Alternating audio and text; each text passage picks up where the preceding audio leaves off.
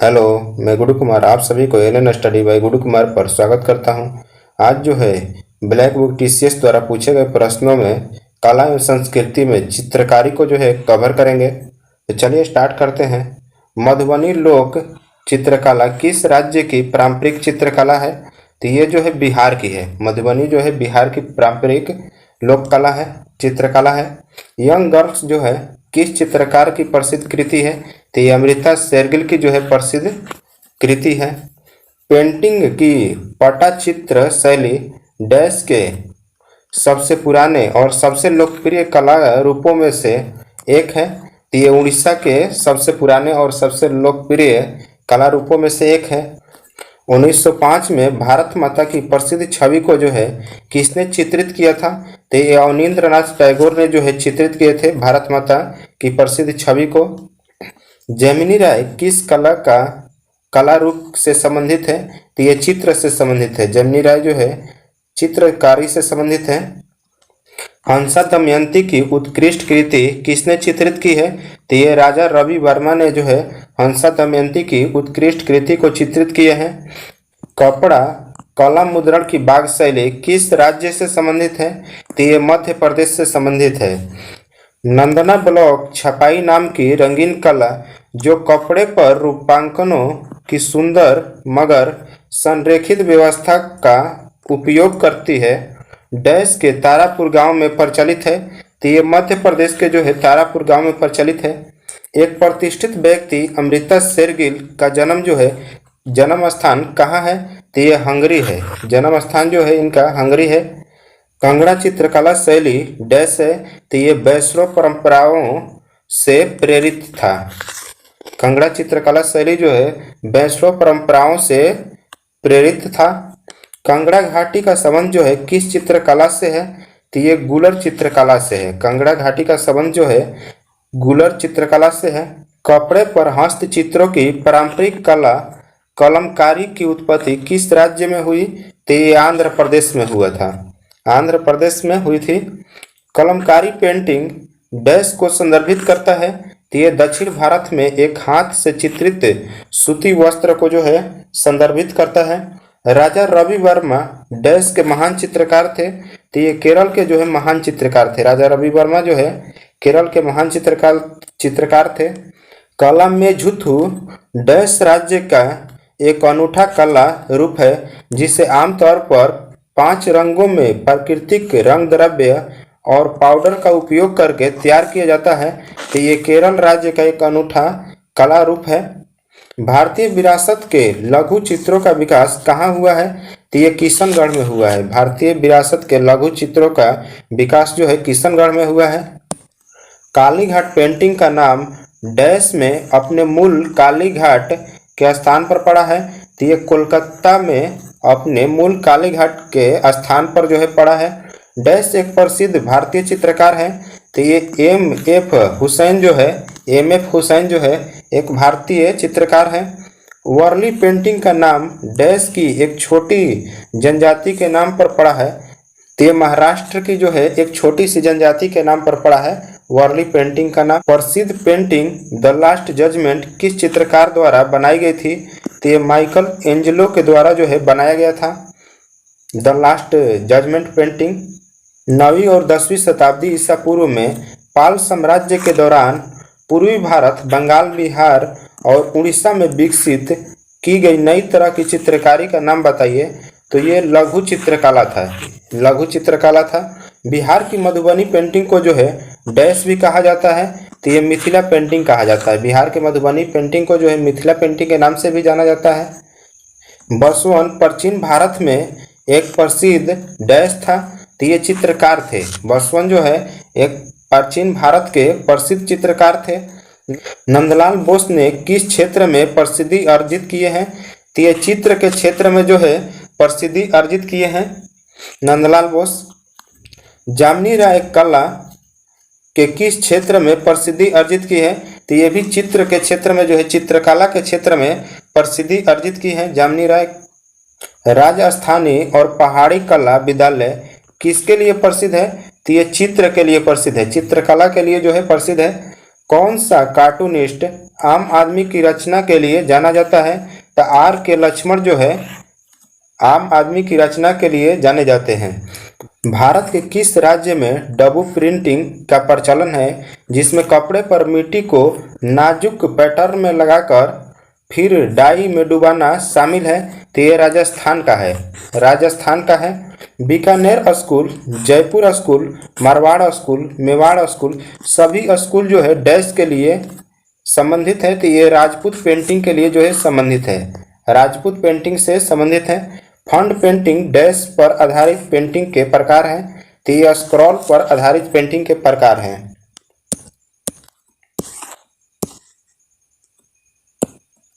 एक व्यक्ति जो मानचित्र या चार्ट बनाता है डैश कहलाता है, वो कार्टोग्राफर कहलाते हैं, कार्टोग्राफर कहलाते हैं। आर के लक्ष्मण डैश के लिए प्रसिद्ध है, तो ये कार्टून के लिए जो है प्रसिद्ध है। आर के लक्ष्मण जो है कार्टून के लिए प्रसिद्ध है। भारत में पेंटिंग के संदर्भ में निम्नलिखित में से कौन सा जोड़ा गलत है? सौरा पेंटिंग उड़ीसा, ये सही है। बाग पेंटिंग मध्य प्रदेश, ये भी सही है। फंड पेंटिंग राजस्थान, ये भी सही है। गुलेर पेंटिंग ये कर्नाटक नहीं होगा, हिमाचल प्रदेश होगा। गुलेर पेंटिंग जो है हिमाचल प्रदेश होगा। विपुल भारतीय चित्रकार मकबूल फिदा हुसैन ने अपने चित्रों को जीवंत और मृतक आत्मा को चित्रित करने के लिए मुख्य रूप से इनमें से किस जानवर का इस्तेमाल किया है? तो ये घोड़े का इस्तेमाल करते थे, घोड़ों का इस्तेमाल करते थे। चित्रकार अब्दुस समद ईरान का प्रसिद्ध चित्रकार किसके निमंत्रण पर भारत आया था? तो वो हुमायूं के निमंत्रण पर जो है भारत आया था, हुमायूं के निमंत्रण पर। अब देख लेते हैं फिल्म से संबंधित। 1931 में निर्मित भारत की पहली बोलती फिल्म कौन सी है? तो ये आलम अर्रा है। आलम अर्रा जो है भारत की सबसे पहली बोलती फिल्म है। सत्यजीत रे डैश से संबंधित है, तो ये फिल्म निर्देशन से संबंधित है। सत्यजीत रे जो है फिल्म निर्देशन से संबंधित है। प्राण ने डैश फिल्म के खलनायक की भूमिका में नहीं बल्कि चरित्र कलाकार के रूप में अभिनय किया था। तो ये जंजीर फिल्म में जो है चरित्र कलाकार के रूप में जो है अभिनय किए हैं।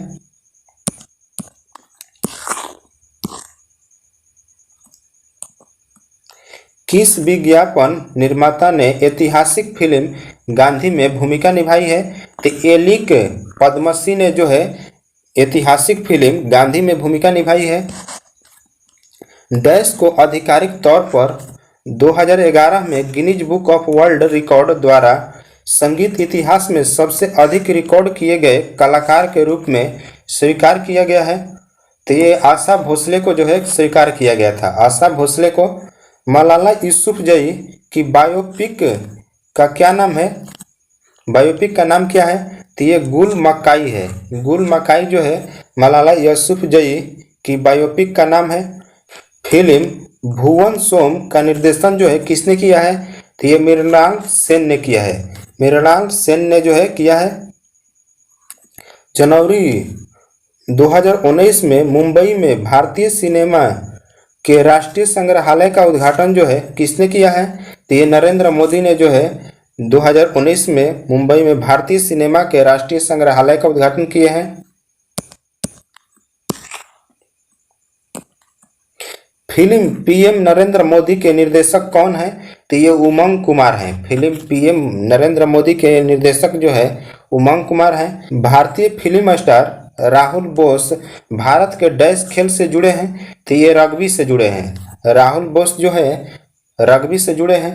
उस थिएटर और फिल्म अभिनेता का नाम बताइए जिन्होंने मिस इंडिया पेजेंट के प्रशिक्षण प्रतियोगिता के अलावा 1970 के दशक में एक लोकप्रिय क्यूज शो की मेजबानी की थी।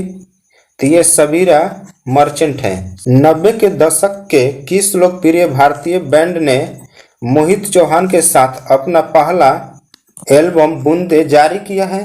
तो ये सिल्क रूट के साथ है, सिल्क रूट के साथ जारी किए हैं। हिंदी फीचर 3 इडियट्स में एक चरित्र लद्दाख में स्थित एक इंजीनियर डैश से प्रेरित था। तो ये सोनम वांगचुक से जो है प्रेरित था, सोनम वांगचुक से प्रेरित था। 64वें राष्ट्रीय फिल्म पुरस्कार में किस फिल्म को सर्वश्रेष्ठ पर्यावरण फिल्म से सम्मानित किया गया है? The tiger who crossed the line को जो है सम्मानित किया गया है। The tiger who crossed the line को हिंदी फिल्म काई पो चे चेतन भगत की डैश नामक पुस्तक पर आधारित है। तो ये 3 मिस्टेक्स ऑफ माई लाइफ नामक पुस्तक पर जो है आधारित है। 3 मिस्टेक ऑफ माई लाइफ नामक पुस्तक पर। किस फिल्म ने सबसे ज़्यादा ऑस्कर जीता है? तो ये टाइटैनिक फिल्म ने जो है सबसे ज़्यादा ऑस्कर जीता है। कौन सा राज्य 2004 से अंतर्राष्ट्रीय फिल्म महोत्सव का अस्थायी मेजबान रहा है? तो ये गोवा है, जो कि 2004 से अंतर्राष्ट्रीय फिल्म महोत्सव का अस्थायी मेजबान रहा है। रामोजी फिल्म सिटी निम्नलिखित में से किस शहर के करीब स्थित है? तो यह हैदराबाद के करीब स्थित है। फिल्म शतरंज के खिलाड़ी डैश की एक लघु कहानी पर आधारित है। तो ये मुंशी प्रेमचंद के जो है एक लघु कहानी पर आधारित है। अब भाषाएं देख लेते हैं कला और संस्कृति में। संथाली और खासी डैश के परिवार से संबंधित हैं। तो ये ऑस्ट्रो एशियाई के परिवार से जो है संबंधित है। ऑस्ट्रो एशियाई परिवार से संबंधित है। देवनागरी डैश स्क्रिप्ट से विकसित हुआ है। तो ये ब्राह्मी स्क्रिप्ट से जो है विकसित हुआ है देवनागरी।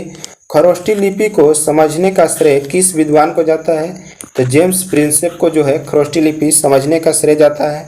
डोगरी भाषा मुख्य रूप से किन राज्यों या केंद्र शासित प्रदेशों में बोली जाती है? तो ये जम्मू कश्मीर में जो है डोगरी भाषा बोला जाता है।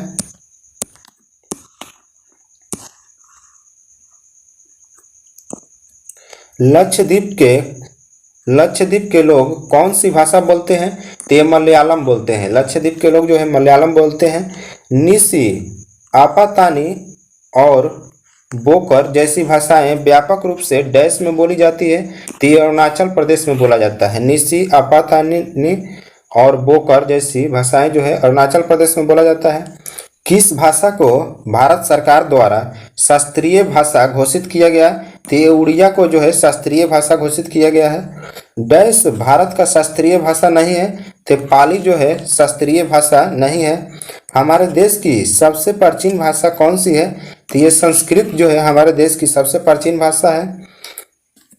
डैश भाषा को केंद्र सरकार द्वारा शास्त्रीय भाषा का दर्जा दिया गया है। तो ये तमिल, संस्कृत, कन्नड़, तेलुगु, मलयालम और उड़िया को जो है केंद्र सरकार द्वारा शास्त्रीय भाषा का दर्जा दिया गया है। अब कला एवं संस्कृति में जो है सांस्कृतिक इतिहास को देख लेते हैं। तो भारत में पहली बार किसान दिवस किस वर्ष मनाया गया? तो 1936 में जो है किसान दिवस भारत में पहली बार मनाया गया था।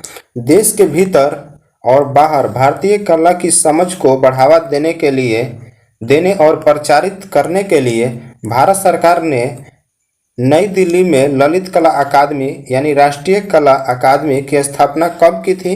तो 1954 में ललित कला अकादमी की स्थापना हुआ था। सूफी परंपरा के संदर्भ में खानगाह शब्द का क्या अर्थ है? तो ये धर्मशाला है। खानगाह शब्द का अर्थ जो है धर्मशाला है। पीर ने किस बोली में लिखा है यानी किस भाषा में लिखा है? तो ये अवधी भाषा में लिखे हैं। डैश उपवेद हैं। तो आयुर्वेद, गंधर्व वेद और शिल्प वेद जो है ये उपवेद हैं।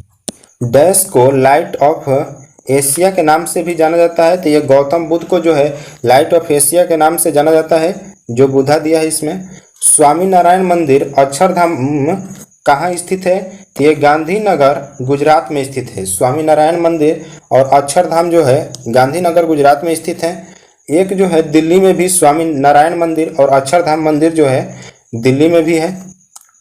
पांडवों ने गुरु द्रोणाचार्य को कौन सा शहर गुरु दक्षिणा के रूप में दिया था? तो ये गुड़गांव को जो है गुरु दक्षिणा के रूप में दिया था पांडवों ने। जैनियों का पवित्र स्थान श्रवणबेलगोला कर्नाटक के किस जिले में स्थित है? तो ये हसन जिला में स्थित है। नवकलेश्वर एक अनुष्ठान है जो डैश में एक मंदिर में होता है। तो ये जगन्नाथपुरी में जो है एक मंदिर में होता है नवकलेश्वर।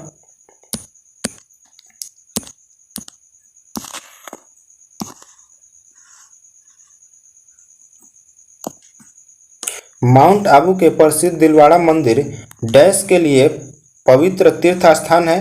तो ये जैनों के लिए जो है पवित्र तीर्थ स्थान है। हिंदू तीर्थ स्थल सबरीमाला किस राज्य में स्थित है? तो ये केरल में स्थित है। सबरीमाला जो है केरल में स्थित है। वेलनकनी या वेलनकनी तमिलनाडु के डैश जिले में स्थित एक तीर्थ स्थल है। तो ये नागपट्टिनम जिले में स्थित एक तीर्थ स्थल है। अजमेर में उर्स महोत्सव किस सूफी संत की पुण्यतिथि पर मनाया जाता है? तो ये ख्वाजा मोइनुद्दीन चिश्ती के जो है पुण्यतिथि पर मनाया जाता है। प्रख्यात संत वल्लभाचार्य किस शाखा से जुड़े हैं? तो ये कृष्ण श्रेय जो है शाखा से जुड़े हैं। गंधार कला डैश के काल में फली फूली है? तो ये कुषाण के काल में जो है फली फूली है गंधार कला। छत्तीसगढ़ में कौन सा आदिवासी त्योहार आदिवासी देवताओं में से एक देवी केसरपाल या केसरपालिन देवी को समर्पित है? तो ये मदाई जो है मदाई त्योहार। सिख धर्म का कौन सा स्थान भारत में विरासत में नहीं है? तो ये ननकाना साहब जो है विरासत में नहीं है। धम्म में किसका उल्लेख है?